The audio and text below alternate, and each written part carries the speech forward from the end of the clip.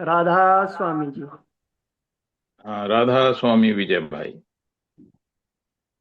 जी एक क्वेश्चन है जी।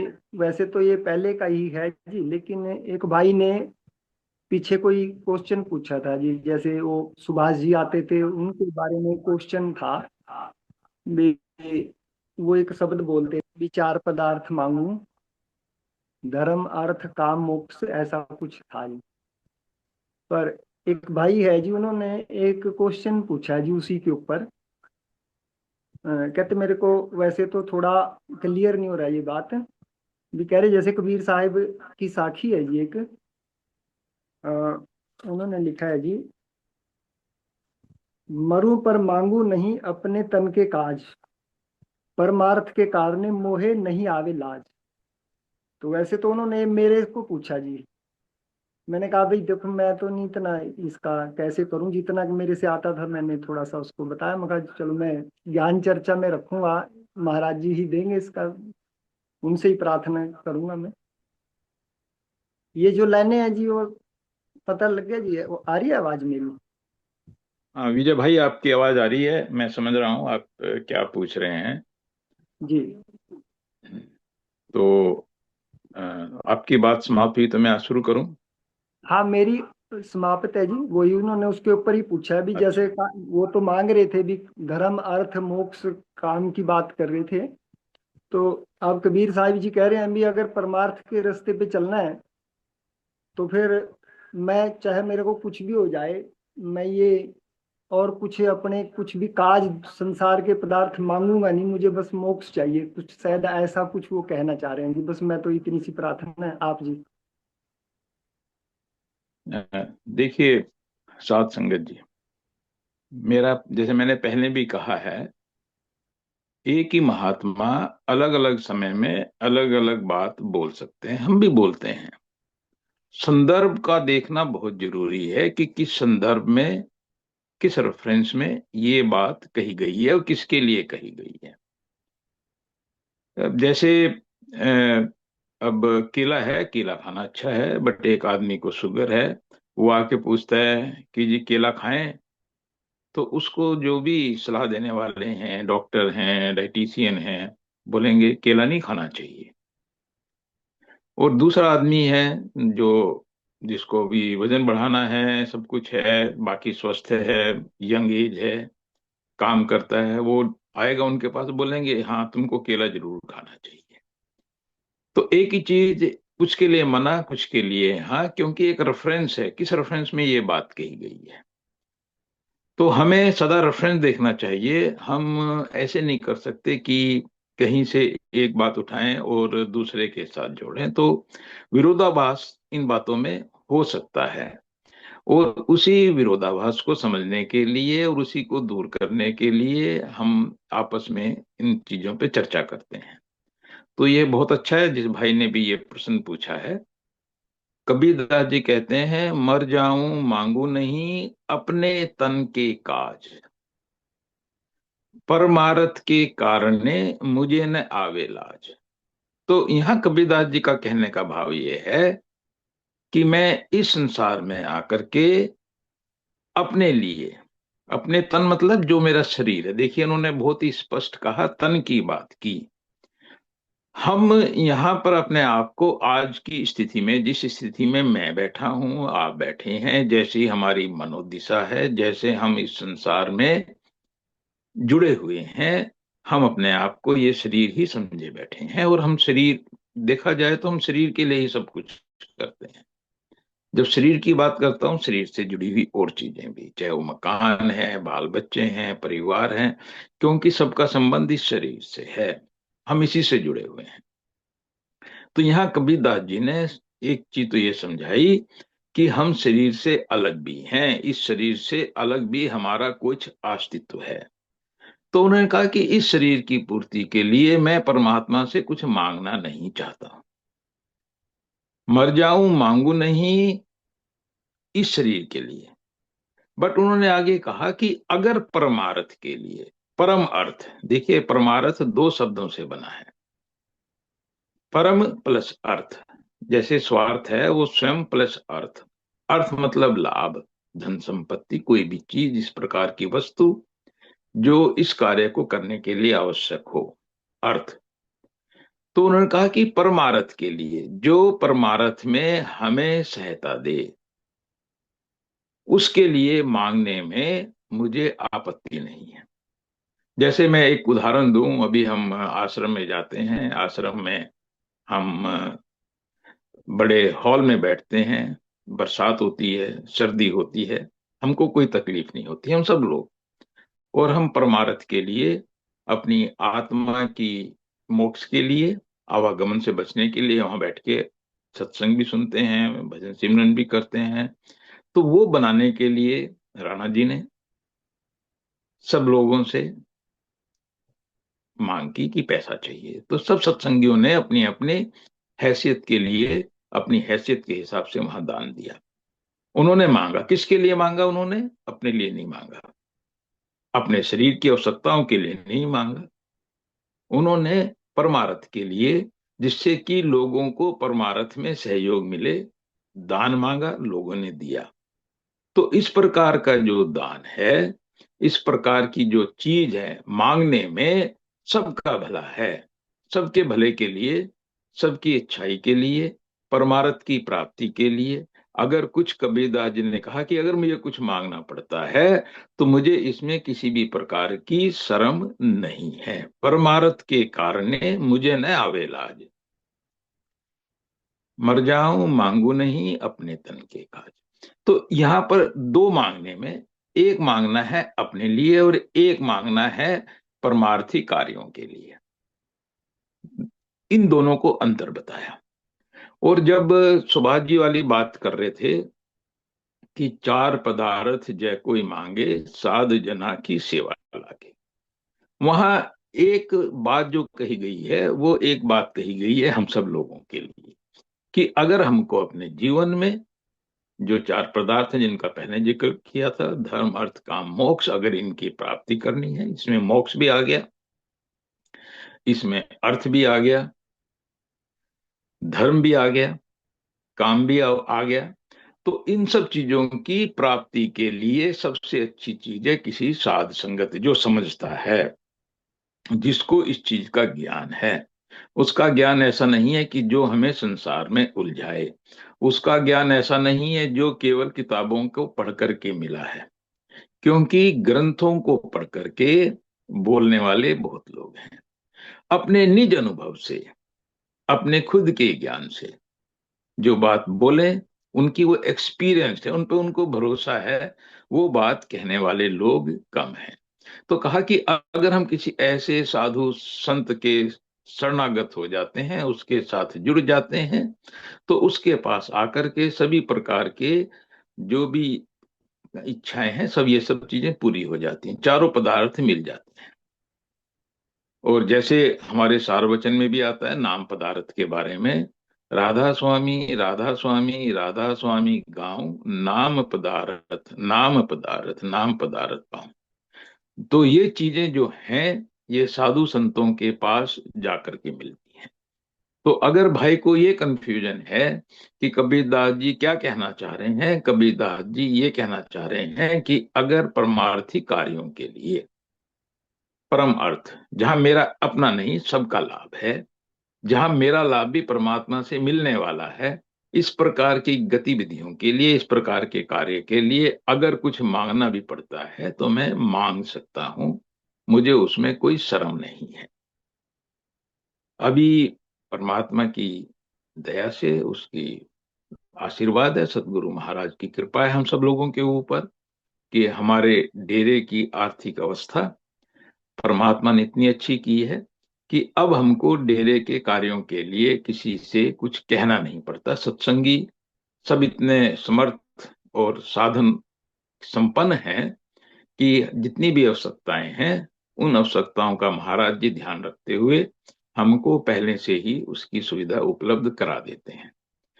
तो ये भी परमात्मा का शुक्र है कि उन्होंने हम सब लोगों को इस बात की प्रेरणा दी, हमको भी दिया और साथ में प्रेरणा भी दी कि हम परमार्थ के कार्यों के लिए, जैसे मैंने पहले भी कहा, ये बात थोड़ी सी और भी है, मैं यहाँ जोड़ना चाहता हूँ कि दान देते समय हमें यह समझना है कि हम देने वाले नहीं हैं। अगर हम देने वाला अपने आप को समझ रहे हैं तो फिर वो दान नहीं हुआ।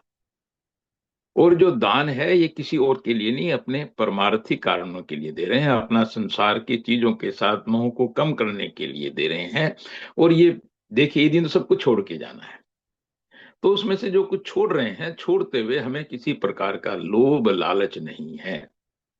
वही दान अपने आप में, चाहे वो सेवा हो, चाहे वो धन का हो, कुछ भी प्रकार का दान, वही अच्छा दान है जब उसके पीछे किसी भावना के रहित होकर के हम करें, तभी वो सही अर्थों में परम दान है। जब तक स्वार्थ से जुड़ा हुआ है तो वो परमार्थ ही नहीं हुआ। तो अभी परमात्मा की दया से, सतगुरु महाराज की दया से, उनके आशीर्वाद से हम सब के अंदर इतनी प्रेरणा है और इतना सब कुछ हमें संपन्न किया हुआ है सतगुरु ने, कि हमारे कार्य, डेरे का कार्य सभी प्रकार से ठीक प्रकार से चल रहा है। और इस बार तो जो संक्रांत का सत्संग था वो अ, दूसरी जगह पर नए शेड में हुआ और बहुत अच्छे प्रकार से हुआ। तो जिन भाइयों ने, बहनों ने उस सत्संग की व्यवस्था को करने के लिए वहां पर, चाहे वो साफ सफाई थी, चाहे वहां पर वो उस व्यवस्था को तैयार करना था, चाहे वहां पर सत्संग करना था, सभी लोगों ने बड़ी ही मेहनत से, प्यार से यह काम किया। सभी बधाई के पात्र हैं। और ये सही मानों में जब हम अपने बिना लालच के करें तो ये परमार्थी, जिसको हम बोलते हैं परमार्थ के कारण है, तो ये परमार्थ की चीजें हैं। इस प्रकार के काम करने के लिए अगर हम किसी से कहते हैं कि भाई थोड़ी सी मदद करो, वहां चलो, तो ये मांगना ही हुआ। पर इस प्रकार की चीजें परमार्थ के लिए हैं, अपने निजी स्वार्थ के लिए नहीं है। उसके लिए अगर अवतार भाई ने लोगों से अनुरोध किया कि अभी आ जाओ, हमें शेड लगाना है, अगर किसी भाई बहन पे टाइम है आए, तो वो मांगना हुआ। पर ये मांगना परमार्थी कारणों के लिए है। ऐसे ही विजय भाई ने अगर बोला कि भी चलो साफ सफाई करते हैं, और सत्संगियों ने आकर उतने ही प्रेम प्यार से वहां सफाई की। और जिन्होंने वहां सत्संग किया, पहला सत्संग वहां, और जिन्होंने वहां बैठ के शब्द गाए, सब भारत के कारण है। परमात्मा सतगुरु महाराज, बाबा प्रेम सिंह जी, हम सबको हमारे अच्छे कार्यों के लिए अपने निज घर में स्थान देंगे, ऐसी ही मेरी सतगुरु महाराज से अरदास है, प्रार्थना है। और यही असली लक्ष्य है जिसके लिए हम यहाँ आए हैं। बाकी सब चीजें, ये समझिए, ये दुनिया के अंदर अगर सुख है, दुख है, अगर इन्हीं को हम सब कुछ अपना मान के समझ के बैठे हैं, तो ये हमें संसार में उलझाने वाला है। जब हम इसको ऐसा माने कि ये सब प्रभु की लीला है, दुख है वो भी जाएगा, सुख है वो भी जाएगा, ये सब मेरी साफ सफाई के लिए हो रहा है, यह सब मेरे अंदर पड़ी हुई संसार की मैल को दूर करने के लिए हो रहा है। और जब ये भावना आएगी कि मैंने सब चिंताएं छोड़ दी, सब कुछ छोड़ दिया, जैसा गुरु महाराज कर रहे हैं, मुझे तो बस अपनी सफाई करनी है, और एक ही लक्ष्य मेरा है, संसार में तो मैं बहुत जी लिया, पता नहीं कितने जन्म ले लिए, एक जन्म नहीं, पता नहीं कितने जन्म, कितने परिवार हुए, कितनी बार धन दौलत इकट्ठा की, और उसके अंदर उलझे रहे। अब तो संसार में जीवन जीते हुए, अपनी सफाई करते हुए मोक्ष की प्राप्ति, यही जो असली बताया ना, चार पदार्थों में से असली है धर्म अर्थ काम मोक्ष। अब तो मोक्ष ही मेरे जीवन का लक्ष्य है। सदगुरु के चरणों में लग करके, उनके आदेश से, उनके कही हुई बात से, देखिए हमको ये भी समझना है कि अपने आप को संपूर्ण रूप से समर्पित कर देना, यह भक्ति की पहली पहचान है। हम भक्त तभी हैं जब अपने आप को हमने सतगुरु को संपूर्ण रूप से समर्पित कर दिया। उनका कहा वाक्य मेरे लिए ब्रह्म वाक्य, उस वाक्य के ऊपर चलना, उसके अनुसार अपने जीवन को जीना, यही हम सब लोगों का लक्ष्य होना चाहिए। तो जो ये चार पदार्थ की बात हुई है और जो ये मांगने की बात हुई है, सब परमार्थ मोक्ष से जुड़ी हुई है। विजय भाई, कई बार मैं भी विषय से थोड़ा भटक जाता हूँ, इधर उधर चला जाता हूँ, उसके लिए माफी।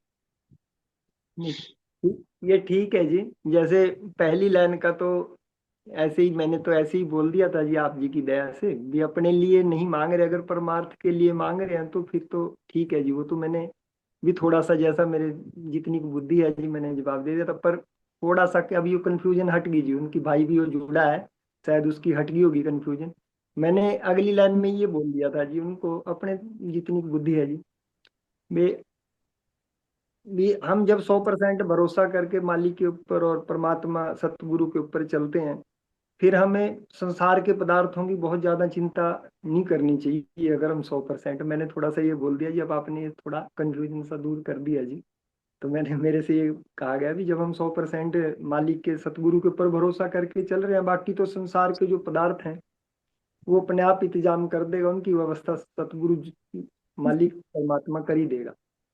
तो भरोसा करके चले विजय अपने। भाई, मैं जी। थोड़ा सा है, अपनी तरफ से अपनी बात कहना चाहता हूँ जी। कि मालिक अगर करेगा तो भी अच्छा, अगर नहीं करेगा तो भी अच्छा। कई बार हमारे मन में इस प्रकार के भाव आते हैं, लो जी, मेरा ये काम तो किया नहीं, अगर मेरा काम, कोई मेरी इच्छा थी वो काम नहीं हुआ तो ये मालिक की मौज, मेरी इच्छा थी वो काम हो गया तो भी मालिक की मौज, उसने जो किया उसी में खुश रहना। ये मान लेना कि भाई ये मेरा काम तो होगा ही, क्योंकि मैं सत्संग में गया था, मैं डेरे में गया था, मैं सेवा करके आया हूं। ये भावना हमारी, जिसको हम बोलते हैं हमारा परम लक्ष्य है, उसमें बाधक हैं। हम फिर संसार में उलझ जाते हैं। हमको इन चीजों से को समझना चाहिए। ये मेरा अनुरोध है सबसे, कि हम यहाँ संसार के पदार्थ तो बहुत इकट्ठे किए, बहुत आएंगे, और अगले जन्म फिर अगर चाहिए तो फिर जन्म लेंगे, यहाँ इकट्ठा करते रहेंगे, संसार में चक्कर लगाते रहेंगे।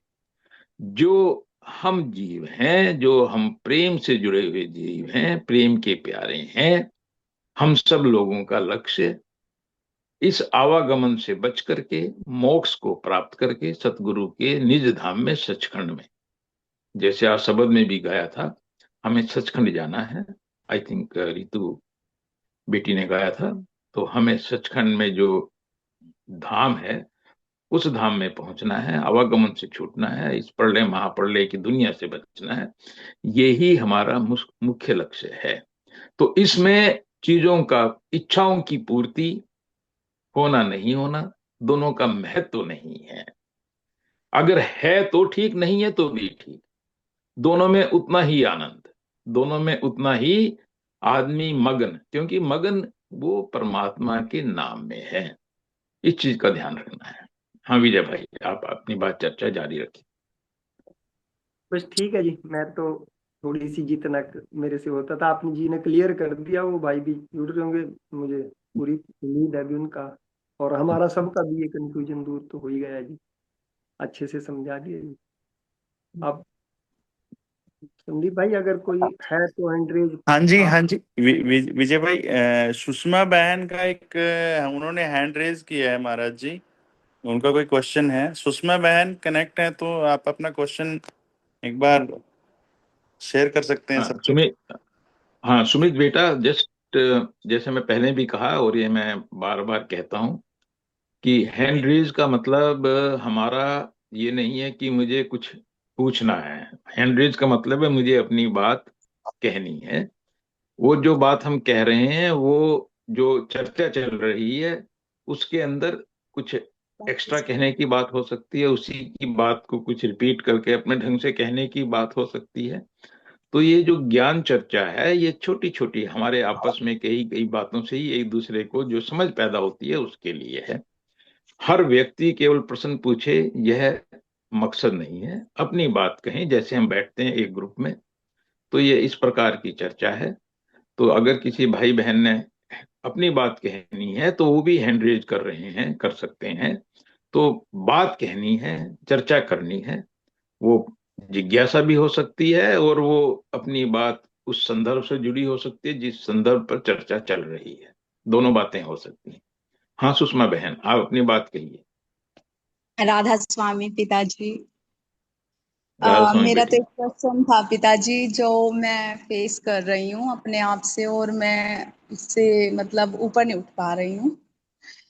वो है तो संसारिक ही। जैसे कि आपको पता है मेरी प्रॉब्लम पीछे क्या हुई थी, घर में दिक्कत हुई थी कुछ। तो उस चीज को मैं मतलब, जैसे मेरी परिवार के मेंबर्स हैं, मेरी मम्मी हैं या मान लो मेरी बहन है, ननद, मतलब पहले मुझे उनसे बहुत अटैचमेंट थी, बहुत ही ज्यादा, क्योंकि मैंने कोई उनसे भेदभाव नहीं किया और मैंने उनको दिल से चाहा। पर जब ये सिचुएशन मेरे सामने आई, जो एक धोखे वाली सिचुएशन थी, तो अब वो जब भी मतलब बात व्यवहार तो मेरा बिल्कुल सिंपल रहता है उनके साथ में जनरली, क्योंकि मैंने कभी फिर इस इशू पे बात नहीं की, लेकिन फिर भी मैं उनसे वो अटैचमेंट नहीं फील कर पा रही हूँ जो मतलब मुझे होनी चाहिए थी। और मतलब मैं जब भी वो मेरे सामने आते हैं तो मैं ये प्रॉब्लम फेस करती हूँ और मैं इससे ऊपर उठना चाहती हूँ, तो प्लीज मुझे इसके लिए मार्गदर्शन दें। देखो बेटा, दो चीजें हैं। पहली बात तो ये समझिए कि जो पहले वाली अवस्था थी, हो सकता है वो अवस्था भी ठीक ना हो।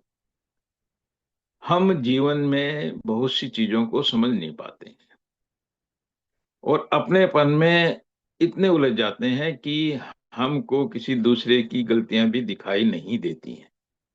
अच्छी बात है।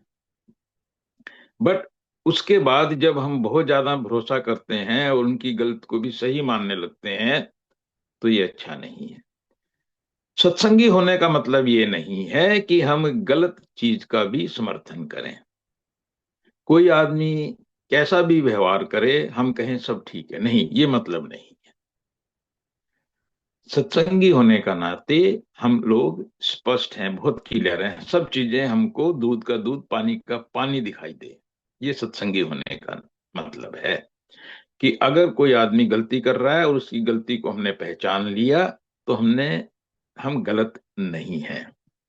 तो जैसे आप अपने समस्या के बारे में बोल रही हैं कि आपका आपने जब कुछ लोगों का व्यवहार देखा और उस व्यवहार को देख करके आपको पता चला कि जो आप उनके बारे में पहले समझ रही थी, वो समझ ठीक नहीं थी।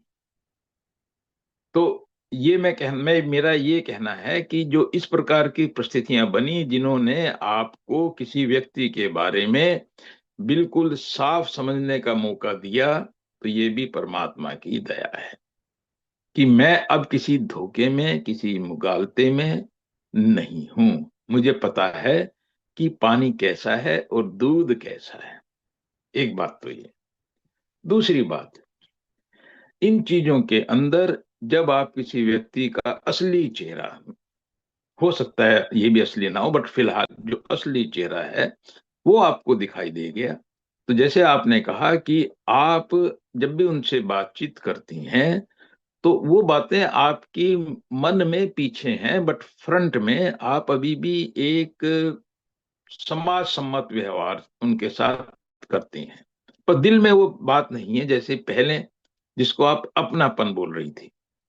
तो ये जो अपनापन है, अति का अपनापन भी ठीक नहीं और अति की नफरत भी ठीक नहीं।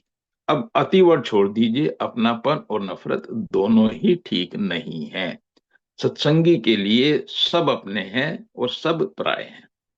तो जब आपको उन लोगों का व्यवहार आपने देखा और आप समझ गए, तो एक चीज तो हमें जो सत्संग में सिखाई जाती है वो ये कि वो व्यक्ति, जो आदमी आज मेरे साथ मेरे हिसाब से सही व्यवहार नहीं कर रहा है, गलत व्यवहार कर रहा है, और मैं कहूं कि इतना गलत कर रहा है कि मेरे मन में उसके प्रति नफरत पैदा हो रही है, तो ये इसलिए है ताकि मैं अपने आप को समझा सकूं कि मेरा भी संसार के साथ प्यार मेरे अपने लालच और इन सब चीजों के कारण है। और जैसे ही उन चीजों में थोड़ी सी चोट पहुंची तो मेरे अंदर से नफरत और इस प्रकार की भावना, अलगाव की भावना पैदा हुई। तो मुझे इन भावनाओं से बाहर आना है। एक तो हमको ये समझना है कि जिस व्यक्ति ने यह किया है, उसने भी अपने किसी लालचवश, किसी गलतफहमीवश, या तो लालच है या कोई गलतफहमी है, उन्होंने उसके वशीभूत होकर के ये कार्य किया है। परमात्मा एक दिन उनको सद्बुद्धि दे ताकि वो वास्तविकता को समझे और अपनी गलतियों से सीख करके अपने आप को ठीक करें। और हम सब इस संसार में हैं ही इसलिए कि हम लोगों ने अभी तक अपने जीवन में, अपने व्यवहार में बहुत गलतियां की हैं, और उन गलतियों को सिखाने के लिए ही परमात्मा ने हमको यहाँ भेजा हुआ है। तो एक तो इसको देख करके मुझे ये समझ में आया कि जो इस प्रकार का व्यवहार जिन्होंने किया है, उनके प्रति मेरे मन में जो घृणा और जो नफरत पैदा हो रही है, यह मेरी सफाई के लिए है। मुझे समझना चाहिए कि मुझे इनसे अलग होना है, इससे ऊपर उठना है। हमको किसी कार्य की निंदा करनी है, हमें व्यक्तियों के साथ अपने मन में नफरत पैदा नहीं करनी है। व्यक्ति जो आज गलत है वो कल को ठीक हो सकता है, ये संभावना हमको मान के चलनी चाहिए। और जब मैं बोलता हूं आज गलत कल ठीक, तो मेरा मतलब खाली इस जन्म से नहीं है, आगे के जन्मों से भी है। धीरे धीरे सभी आदमियों की साफ सफाई होनी है, किसी की पहले किसी की बाद में। और अगर हमारी पहले हो जाए तो बहुत अच्छा है। तो ये जो मौका है ये हमारी सफाई के लिए है। तो अगर मेरे मन में उनके प्रति पहले वाला अपनापन नहीं आ रहा है, तो ये कोई चिंता की बात नहीं है। पहले वाला अपनापन भी ज्यादा लीक से हटके था। मेरा संबंध ऐसा होना चाहिए, ना नफरत ना प्यार। जब वो मेरे सामने अब आए, ना तो मैं उनका पहले वाला व्यवहार याद रखूं, ना उनका मैं अब वाला व्यवहार याद रखूं। मैं दोनों से बचूं। बीच का बीच का जो मार्ग है, मुझे उस पे चलना है। ना कहूं से दोस्ती, ना कहूं से दोस्ती, ना कहूं से प्यार। ना तो मुझे किसी से नफरत करनी है, ना मुझे किसी से प्यार करना है। सबके साथ एक जैसा भाव लेके चलना है मुझे। तो अगर आप उस भाव में पहुंच पा रही हैं, उस भाव तक पहुंच पा रही हैं, तो आप ठीक हैं। नहीं तो अपने मन में ये समझना है कि ये जो घटना घटी, जो इस प्रकार की सिचुएशन हुई, इसमें एक तो मुझे सबका चेहरा दिखाई दिया, तो मुझे यही पता चला कि मैं कहाँ भरोसा करूं इसी जीवन के संबंध में, कहाँ ना करूं। दूसरा, अब जैसा इन्होंने किया, जो किया इन्होंने किया वो इनके साथ, और जो मैंने किया वो मेरे साथ। मुझे अपने पे ध्यान देना है, मुझे इन पे ध्यान नहीं देना है। और अब ध्यान देते हुए और इनके साथ संबंध बनाते हुए मुझे थोड़ा सा ध्यान रखना है कि ये किस प्रकार का व्यवहार कर सकते हैं। उदाहरण के लिए, मैंने किसी आदमी से कोई अपना सीक्रेट शेयर किया, ऐसी बात शेयर की, मैं नहीं चाहता कि सबको पता चले, और उस बात को उस आदमी ने वो लोगों के सामने खोल दिया।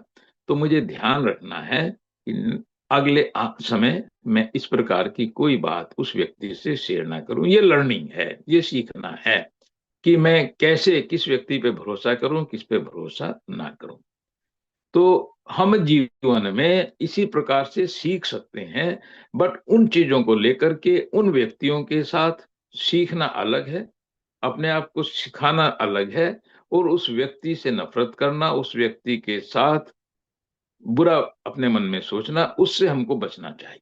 क्योंकि ये जो विचार हैं, जब हमारे मन में इस प्रकार के विचार आते हैं, तो ये भी हमारे कर्म हैं।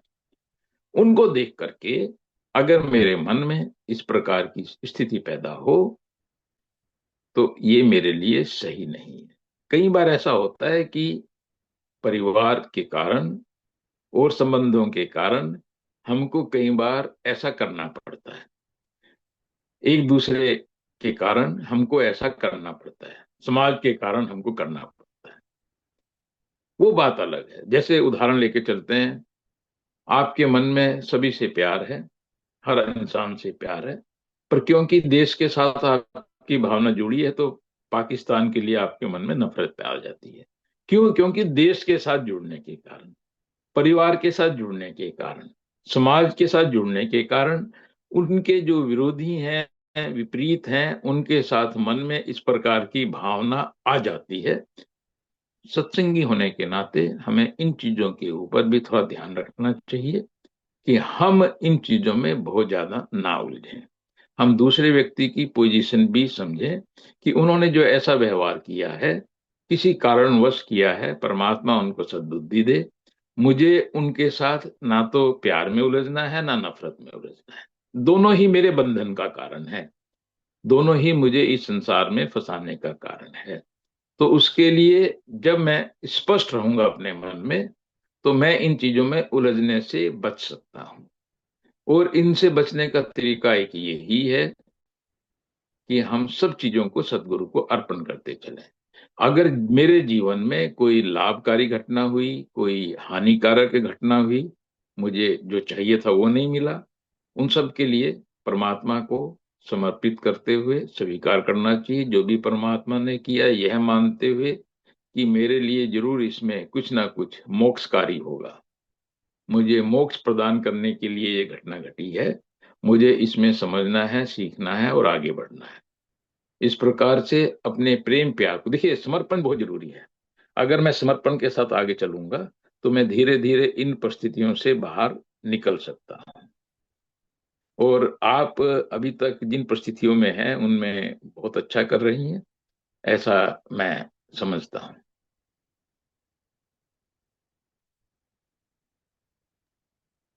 महाराज जी, मैं थोड़ा सा एक पॉइंट इसमें बोलना चाह रहा था। हालांकि जो आपने बोला है, सुषमा बहन ने जो प्रश्न उठाया है, इसमें मेरा भी कुछ जिज्ञासा थी, तो वो काफी हद तक क्लियर हुई है। इसमें थोड़ा सा और क्लियरिटी मैं चाहता हूँ जी आपसे। जैसे मैं 3 सिचुएशन रखता हूँ जी, जैसे यहाँ पे उसमें थोड़ा सा और कैसे हमारे लिए बेटर रहे वो लाइफ में। जैसे एक आज पुराने टाइम में अगर आप देखोगे, जॉइंट फैमिलीज होती थी, बहुत सारी बड़ी बड़ी फैमिलीज होती थी। जितना बड़ा परिवार होगा या जितने बड़े बंधनों में हम लोग बंधेंगे, जैसे सत्संग में आप जी ने भी और भी सत्संगों में हमने सुना भी, हम लोग जितने बनेंगे उतना हमें तकलीफ होगी, चाहे वो खुशी भी हो सकती है, तकलीफ भी हो सकती है, कहीं ना कहीं जुड़े रहेंगे हम लोग इससे, जो हमें संसार में बांधता है। दूसरा सिचुएशन ये है कि जैसे फॉरेन में हम देखें तो वहाँ पे बड़ी फैमिलीज नहीं होती, माँ बाप हैं, बच्चे हैं, वो भी जब तक वो वयस्क नहीं होते तब तक रहते हैं, उसके बाद वो भी अलग हो जाते हैं। उनका एक कल्चर है। तो वो तीसरा एक जैसे सत्संगी है, हम लोग कोई भी कहीं से अध्यात्म से जुड़ा हुआ है, तो सत्संगियों से परमपिता परमात्मा की भक्ति प्रेम जैसे मिलके सब लोग करते हैं, और उस परमपिता परमात्मा के प्रति हमारे मन में और प्यार प्रेम पैदा होता है इकट्ठा रहने से। और ये जुड़ाव वहीं तक रखें हम लोग, ताकि किसी भी सत्संगी भाई से या बहन से मिलके उस परमपिता परमात्मा की याद आए, और मिलके हम लोग जैसे भजन भजन सत्संग या सिमरन करते हैं मिलके, जिससे हम मतलब और ज्यादा हम परमपिता परमात्मा को हम प्रेममय हो जाते हैं उनसे मिलके। तो वो एक जीवन है। तो इन सब में मतलब बेटर कौन सा है? जैसे हम परिवार के साथ रहते हुए भी भजन सिमरन और ये सत्संग ये सब चीजें कर सकते हैं, क्या वो ज्यादा बेटर है? या एक परिवार जिसमें सिर्फ मियाँ बीवी हैं और बच्चे भी नहीं है वहां पे, मतलब पूरे टाइम पे, वो एक परिवार ज्यादा बेटर है? या फिर सारा कुछ छोड़ के परमपिता परमात्मा के साथ जुड़ी हुई जो संगत है, उसके साथ रल के हम लोग जितना भी टाइम स्पेंड करें, वो ज्यादा बेटर है? तो इन तीनों में से अगर कोई सिचुएशन किसी के साथ हो तो कौन सी बेटर रहेगी? अ, बिट्टू भाई, जैसा मैंने शुरू में आपको बताया, इस संसार में कोई भी चीज ऐसी नहीं है जिसको आप ये कह दें कि ये ही सत्य है। संसार, इसलिए इसको सत्य बोला है। ये तीनों सिचुएशन अलग अलग व्यक्ति के लिए अलग अलग समय में अच्छी हो सकती हैं और खराब हो सकती हैं। जैसे आपकी, मैं पहले तीसरे वाली से बात करूं कि हम सत्संगियों से जुड़े और ये मिलकर के हमें परमार्थ में चलने में एक दूसरे को देख के प्रेरणा मिलती है, हमको ये ठीक लगता है। पर जब हम इसमें आगे बढ़ जाते हैं बहुत ज्यादा और इसमें इतना ज्यादा अटैचमेंट पैदा हो जाता है कि वो बंधनकारी बन जाए, वो भी ठीक नहीं है। उलझ जाना, हर चीज के बेनिफिट है और हर चीज के नुकसान है। हमको उन चीजों को समझते हुए जहां उसके बेनिफिट है उन बेनिफिट को लें, और जहां नुकसान है वहां अलग होने की कोशिश करें तो ठीक। पर कैसे, ये हर समय संभव नहीं होता। तो जैसे आपने कहा विदेश में, यहाँ पर मैं भी देखता हूँ। पहली बात तो हमको जो यहाँ जैसे सिचुएशन है उसके बारे में थोड़ी सी गलतफहमी है कि यहाँ सब परिवार बिल्कुल अलग अलग हैं, बड़े संयुक्त परिवार नहीं है। और हमारे हिंदुस्तान में संयुक्त परिवार हैं। पहली बात तो यह है कि अब हिंदुस्तान में भी संयुक्त परिवार समाप्त हो गए हैं, पहले भी नहीं थे। संयुक्त परिवार मतलब कहां तक का, हम इसको ऐसा समझें, थोड़ा पीछे जाएं हिस्ट्री में, कि एक साथ कई भाइयों का चूल्हा जले। ठीक है, अगर भाइयों का चूल्हा जल रहा है तो जो उनके फादर थे उनके चूल्हे तो अलग हो चुके हैं, या वहां तक के चूल्हे जलें इकट्ठे। परिवार का अलग होना, परिवार का साथ रहना दो चीजों पे निर्भर करता था, घर का चूल्हा और बाहर का काम। पुराने टाइम में बाहर के काम सीमित थे, खेती टाइप के काम थे। इस प्रकार के काम में किसी ने थोड़ा कर दिया, किसी ने ज्यादा कर दिया, तो भी कार्य चल जाते थे। आज की परिस्थिति में क्योंकि नौकरी, व्यापार, इस और चीजों के जो साधन है, खेती वाला काम धीरे धीरे समाप्त हो रहा है, और जो रह भी गया है वो भी बहुत ज्यादा पिछले टाइम से अलग है। इनके कारण भेदभाव पहले के मुकाबले ज्यादा पैदा हो रहे हैं, और घर में तो हर एक आदमी को अपनी स्वतंत्रता ज्यादा प्यारी लगती है, इसलिए थोड़े चूल्हे थोड़ा जल्दी अलग हो रहे हैं। पर एक बात तय है कि पुराने टाइम में भी जो हम बड़े घर की कल्पना कर रहे हैं, संयुक्त परिवारों की कल्पना कर रहे हैं, बहुत बड़े बड़े संयुक्त परिवार कभी रहे नहीं। ये बात हमको समझनी है। पहले भी परिवार अलग अलग होते रहे हैं, इसलिए गांव बड़े बड़े हो गए हैं। कहीं पर भी 100 आदमियों का खाना एक साथ नहीं बनता। हैं कुछ लोग अभी भी हैं, पर वो गिने चुने हैं, इसलिए उनकी हम बात नहीं कर रहे हैं। 10-15 आदमी को हम संयुक्त परिवार बोल देते हैं, आधी आदमी, आधी और प्लस बच्चे, सब मिला करके 10-15। अब वो 3-4 पे आ गए हैं। इतना फर्क है, जिसको हम छोटा न्यूक्लियस फैमिली बोलते हैं।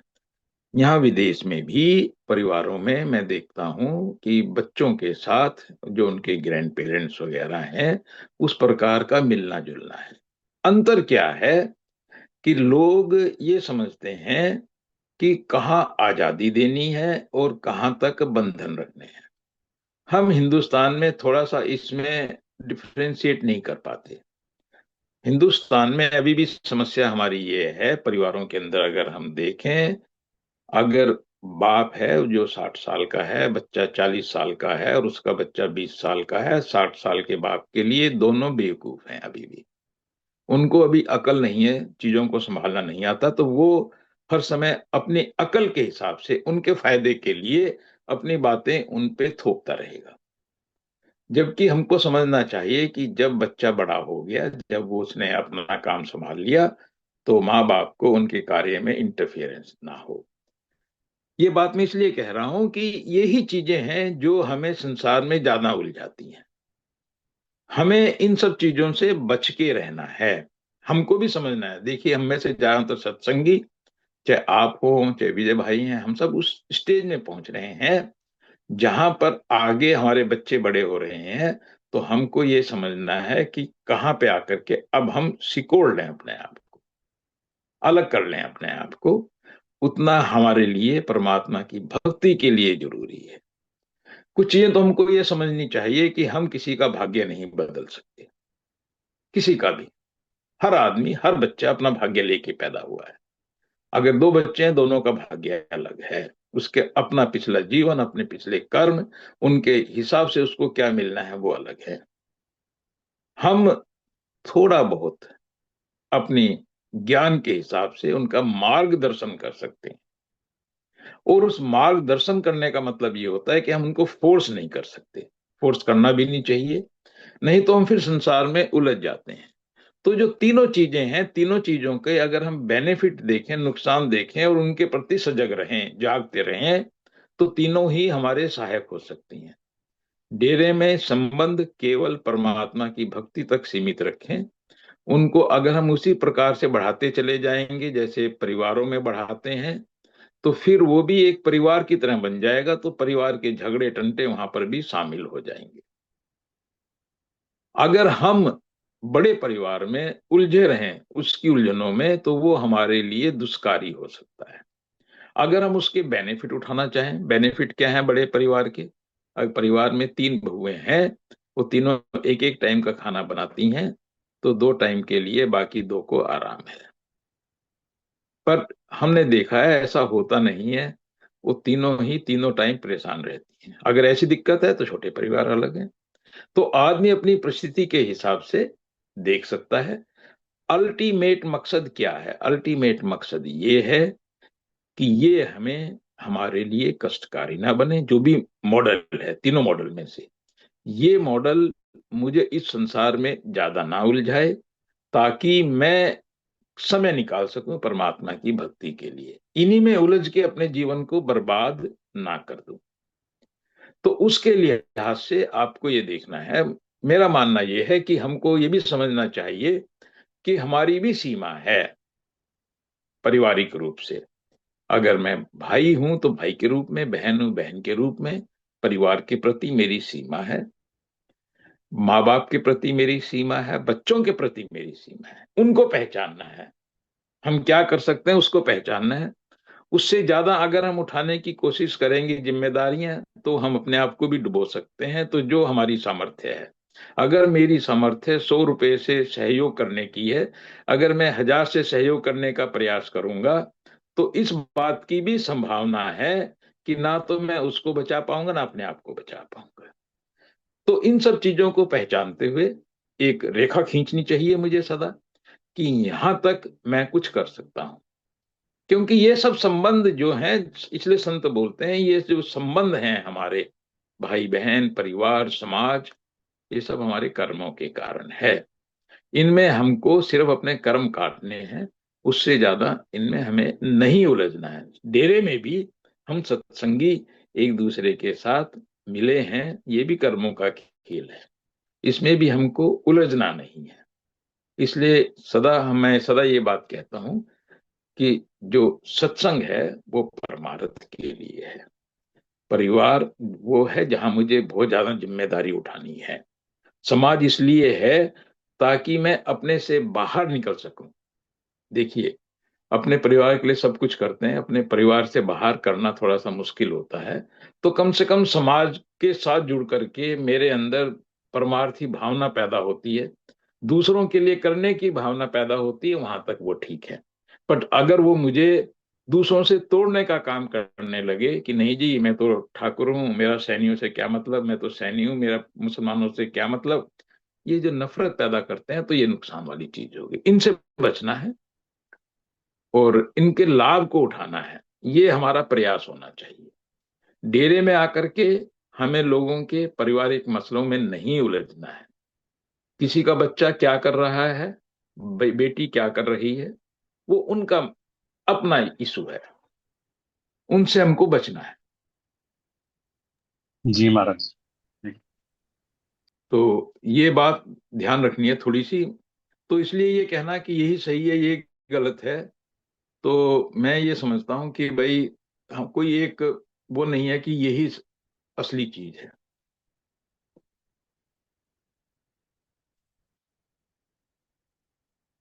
आपका वीडियो ऑफ हो गया था जी। हाँ। हाँ, सडनली एक मैसेज आया, कुछ पता नहीं क्या था, मैं उसे देख रहा था कि हटाने लगा, हो सकता है मेरी उंगली गलत जगह लग गई हो। फिर मैंने देखा, भी ठीक किया है, अब मेरे ख्याल से वीडियो आ रहा है। जी। अच्छा बिट्टू भाई, अभी यहाँ से आवाज वगैरह सब ठीक है ना, वीडियो एंड आवाज? बिल्कुल परफेक्ट है जी। आपकी आवाज भी और वीडियो भी अच्छा है। ठीक है भाई, ठीक है। तो जैसे आपका प्रश्न था ना, तीनों चीजों के अपने लाभ हैं अपने नुकसान हैं, मुझे देखना है मैं किस में फिट बैठता हूं, ये जी चीज ध्यान बिल्कुल। रखनी है। बिल्कुल क्लियर हो गया महाराज। यहाँ पर मैं थोड़ी यहाँ की चर्चा कर दूं, यहाँ की मुझे कुछ चीजें अच्छी लगी कि यहाँ एक बच्चों को इंडिपेंडेंट बनाना, उस पर बड़ा ध्यान रहता है, इंडिपेंडेंट बनाने के ऊपर, जो हमारे इंडिया में थोड़ा सा कम है। इंडिया में हमको लगता है कि बस हम ही जिम्मेदारी उठाएंगे बच्चों की। मैं छोटी सी सेजल को लेने उसके स्कूल जाता हूँ, तो उसका जो बैग है, टीचर उसको वहां से तब भेजती है जब वो अपना बैग अपने कंधे पे डाल लेती है। उसका बैग मैं ना उठाऊं, ये टीचर की कोशिश है कि बच्चा अपना बैग खुद उठाए, हर काम बच्चा खुद करे। तो कई बार वो घर में आकर के बोलती है, I will do my self. और हमारी कोशिश क्या होती है कि हम बच्चे को खाना भी अपने हाथ से खिला दें। तो ये एक कॉन्सेप्ट में डिफरेंस है दोनों जगह जो मैं देखता हूं। और मुझे ये चीज कि हम अपने बच्चों को जितनी जल्दी आत्मनिर्भर बनाएंगे और फिर अपना रोल एक दार्शनिक की तरह उनको जितनी एडवाइस मांगी वहां तक सीमित रखेंगे, या हमको लगता है कि शायद वो गलत दिशा में जा रहा है, उसको आगाह करेंगे तो अच्छा है। उनकी गाड़ी को खुद ड्राइव करने का प्रयास करेंगे, वो अच्छा नहीं है। तो इस प्रकार का परिवार के लिए, इसी प्रकार का सबके लिए मेरी सोच रहती है कि जहां तक हो सके जितना आप सहयोग कर सकें सहयोग करें, उस सहयोग में सीमा रखें अपनी, उससे आगे ना बढ़ें।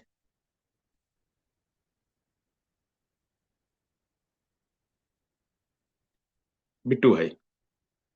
जी महाराज जी, बिल्कुल क्लियर हो गया महाराज जी। एक प्रश्न है जी लास्ट। हाँ बोलिए बेटा। नहीं, मेरा तो हो गया जी। एक किसी ने हैंड रेज किया हुआ है। हाँ, वो अपनी बात कहें, क्योंकि वैसे तो समय होने वाला है, अभी टाइम है 1-2 मिनट हमारे पास।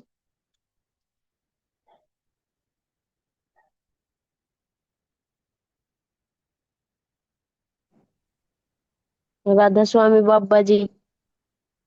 राधा स्वामी बेटा। बाबा जी मैं मयंक। हाँ मयंक बोलो बेटा। बाबा जी एक शब्द में आता है कि तीन लोक के आप हो स्वामी। ये तीन लोग कौन कौन से और स्वामी कौन है?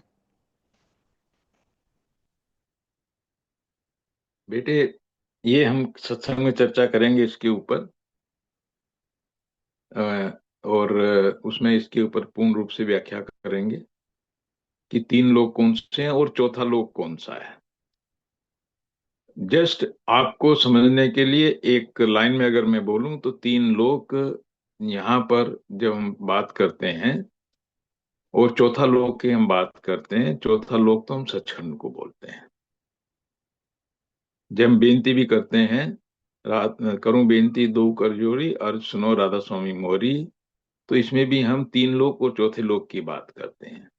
और बाकी तीन लोग जो हैं वो पृथ्वी लोक, और जिसको हम बोलते हैं, जो हम देख रहे हैं चारों तरफ ये संसार, यह एक एक लोक है। और इसके ऊपर की जो रचना है, जो सहस्त्रदल कमल, और क्योंकि ये शब्द आ रहे हैं बेटे फिर इनको समझना में थोड़ा मुश्किल होगा आपके लिए, तो ऊपर के जो दो मंडल्स हैं, रचनाएं हैं, जो यहाँ से बिल्कुल अलग हैं, वो दो लोक हैं।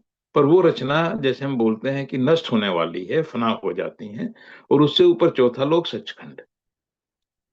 तो ब्रह्मांड पार ब्रह्म, ब्रह्म पार ब्रह्म, इनके जो लोक हैं उनको हम फिर कभी सत्संग में इन पे चर्चा करेंगे।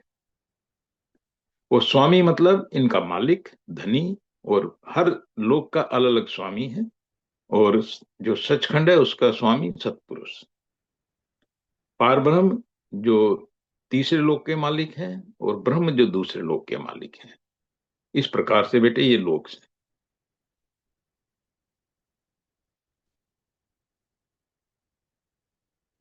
संदीप किधर है भाई? संदीप। मुझे लगता है संदीप का महाराज जी बीच में ड्रॉप हो गया था, और वो को होस्ट नहीं बनाया। मोहित आपने को होस्ट नहीं बनाया उनको, ड्रॉप हो गए होंगे तो।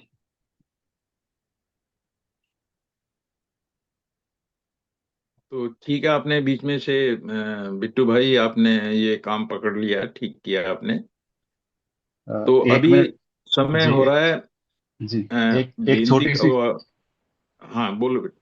एक एक छोटी सी बात मैं बोलूंगा महाराज जी। आप जी की कृपा से जो लाइव कोऑर्डिनेटर जो ग्रुप आपने बनाया था जी, उसमें थोड़ी सी एक्टिविटीज होनी शुरू हुई हैं। हालांकि इसमें और हम लोग कोशिश कर रहे हैं कि और इसको थोड़ा बेटर कर पाएं सारी संगत के लिए। तो अभी एक मैं ये कहूंगा कि जैसे पुरानी कैसेटें या वीडियो कैसेट्स जो है हमें मिलती हैं, उसमें सुमित भाई ने महाराज जी का प्रेम सिंह जी महाराज जी के दो सत्संग ऑडियो में है, वो वीडियो यूट्यूब पे अपलोड की है।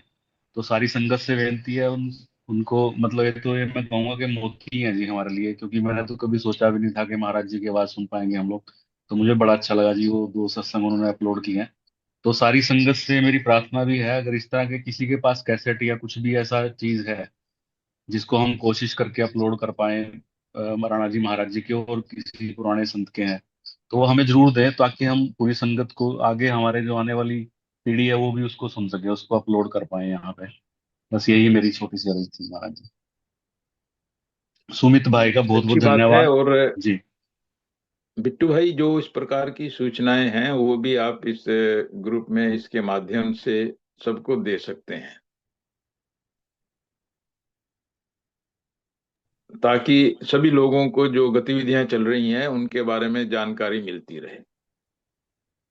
जी जी महाराज, ये समय फोरम हो है, गया। ऐसे ही डेरे से संबंधित कोई बात अगर और जो भी डेवलपमेंट हो रहा है, कुछ कार्य हो रहा है, उसके बारे में भी जो जो उससे जुड़े हुए लोग हैं वो अपनी बात यहाँ कह सकते हैं। ये बिल्कुल ऐसा ही ग्रुप है, छोटा सा, जहाँ हम सब इकट्ठे बैठे हुए हैं और इसके माध्यम से हम आपस में अपने विचारों का आदान प्रदान कर सकते हैं। ये सभी चीजों के लिए ओपन है, इसलिए मैंने इसका सत्संग फॉर्मेट इसको नहीं रखा।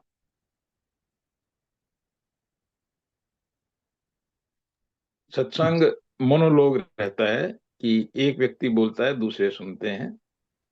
ये डायलॉग टाइप से है कि जिसमें हम सब बोल सकते हैं और अपनी बात कह सकते हैं।